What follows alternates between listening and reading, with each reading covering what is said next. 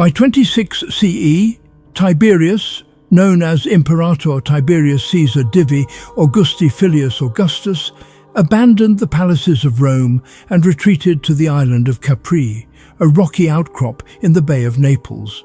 Nearly impossible to invade and favoured for its steep cliffs and natural grottos, Capri had long been a strategic lookout. But under Tiberius, it became something else entirely. A hidden seat of imperial control far from the Senate, the plebs, and the gossiping elite of Rome.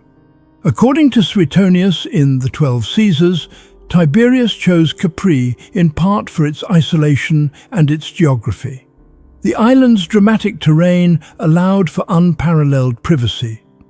12 villas were constructed across the island, the most notorious being the Villa Jovis, perched atop the eastern cliffs, nearly 200 feet above sea level. Surrounded on three sides by sheer drop-offs into the sea, Villa Jovis was a palace fortress, an architectural embodiment of Tiberius's increasingly reclusive rule. He did not merely retreat, he ruled from afar. Tiberius maintained imperial correspondence, issued decrees, and gave orders to the Senate from Capri. Visitors were screened carefully, and access to the emperor was tightly controlled by Lucius Aelius Sejanus, commander of the Praetorian Guard. Suetonius records that no one could speak to Tiberius without permission, not even the highest magistrates. Sejanus, meanwhile, used the emperor's physical absence to consolidate power in Rome, a factor that would lead to catastrophic consequences. But Capri offered more than strategic benefit. It was also a place where scrutiny diminished and secrecy flourished. Tiberius's move isolated him not only politically, but morally. Beyond the jurisdiction of the Senate, protected by cliffs and Praetorian guards, the emperor could indulge impulses unchecked by law, tradition, or shame. Capri was no refuge, it was transformation. And the consequences for those brought to the island, especially enslaved children, would be unimaginable. Banished to Capri, the children who never returned. According to the Suetonius, on the island of Capri, far from the eyes of Rome, Emperor Tiberius gathered a human court of unspeakable design.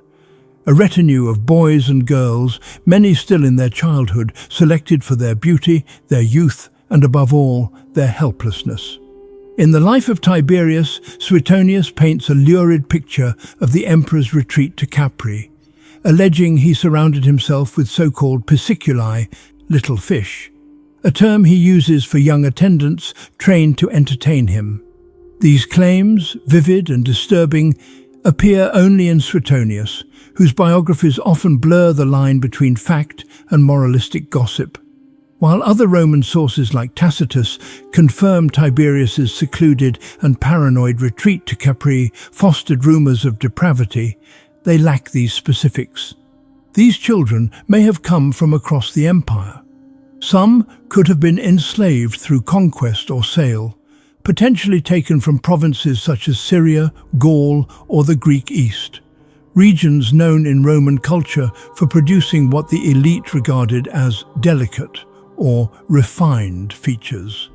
Roman slave markets are known to have frequently dealt in young boys and girls, described in inventories with unsettling precision.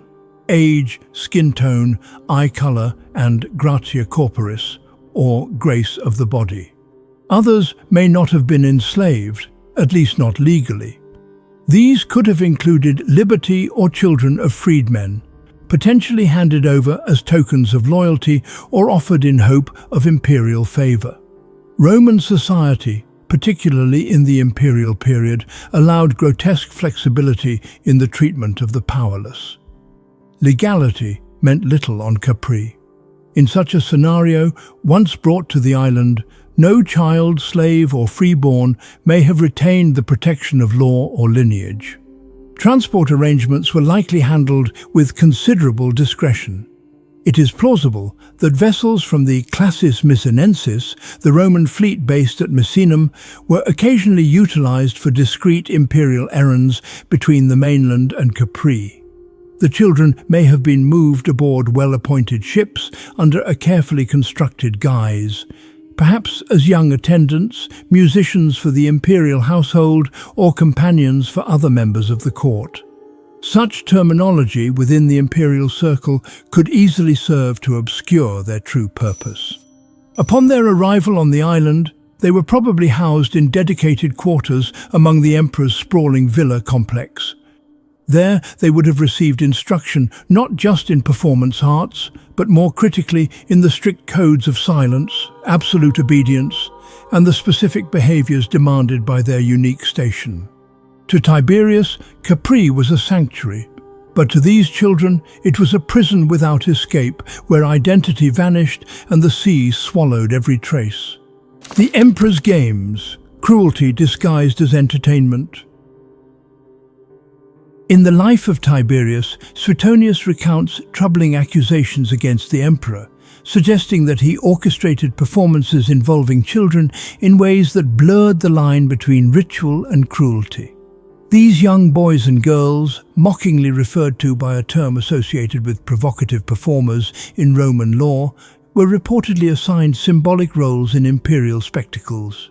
According to the sources, they were not celebrated as individuals, but reduced to instruments of display, their roles shaped by the emperor's command.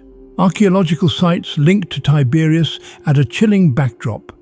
At Spelonga, a coastal villa south of Rome, the Grotto of Tiberius reveals how imperial retreats combined enjoyment with theatre. Inside its vast natural cavern, marble sculptures, crafted by Rhodian artists, depict scenes from Homer's Odyssey, including the blinding of Polyphemus and the theft of the Palladium. These mythological tableaus served more than decoration. They set the stage for banquets and performances in which guests dined before colossal figures of violence and survival. The grotto's water features and hidden alcoves hint at spaces engineered for both spectacle and secrecy. While no inscription ties children directly to Spelonga, the site exemplifies how Tiberius used enclosed, theatrical environments to heighten the drama of his entertainments. Capri's coastline, dotted with sea caves and villas, amplified Tiberius's reputation for secrecy and excess. The Blue Grotto, Grotta Azzurra, though not definitively tied to him, fits the island's aura of myth and isolation. Statues of sea gods, Neptune, Tritons and Nereids found nearby suggest spaces where imperial power merged with theatrical ritual. Suetonius claims Tiberius staged disturbing games in his cliffside palaces. Whether these occurred in grottos remains uncertain, but the island's natural drama certainly enhanced his legend. The children were trained like performers, expected to dance, sing, or mimic mythical scenes. Yet beneath the guise of art, the reality was humiliation. Capri's isolation concealed these spectacles from public scrutiny. But the villas, the grottos, and the surviving sculptures still testify to the emperor's taste for turning myth into living theatre, where the powerless, especially children, were reduced to actors in a performance that only one man could direct. Executions in the shadows, punishment beneath the villa. Ancient writers describe how Tiberius kept strict control over his secluded world. According to Tacitus in the Annals, those accused of treason or disobedience under Tiberius often met their end without trial, dispatched in secrecy. Capri, with its sheer precipices and isolation, provided the perfect stage. Suetonius recounts a grim image. Condemned individuals hurled from the cliffs of Villa Jovis into the sea below, their bodies broken on the rocks and lost to the waves. Soldiers were stationed at the base to ensure no one survived. This practice became so notorious that locals referred to the spot as the Tiberian Leap. For the children and attendants confined on Capri, the threat of punishment was ever present. Failure to obey, resistance, or even the loss of imperial favor could result in disappearance. While Suetonius's accounts must be read with awareness of senatorial hostility, the consistency of reports suggests that violence was an integrated part of life on the island. Punishment was not limited to execution. Tacitus records that those accused of dishonoring the emperor might be whipped or mutilated before being killed, practices consistent with Roman law for servi, enslaved persons. Enslaved attendants who revealed secrets risked immediate death. Those who were suspected of betrayal faced torture. Even freeborn individuals were not protected. Charges of maestas, treason against the emperor's dignity, were expanded during Tiberius's reign, allowing him to condemn senators, knights and commoners alike, sometimes with little evidence. Capri thus became a microcosm of imperial Rome's darker realities. The grandeur of its villas concealed an underworld where obedience was absolute and mercy was absent. The same cliffs that offered the emperor sweeping views of the Tyrrhenian Sea also served as the empire's most secret gallows. For those who served Tiberius on Capri, life and death balanced on the emperor's will. Beauty, loyalty or innocence could bring favor, but a single mistake could end with a silent fall into the sea, erased without trace.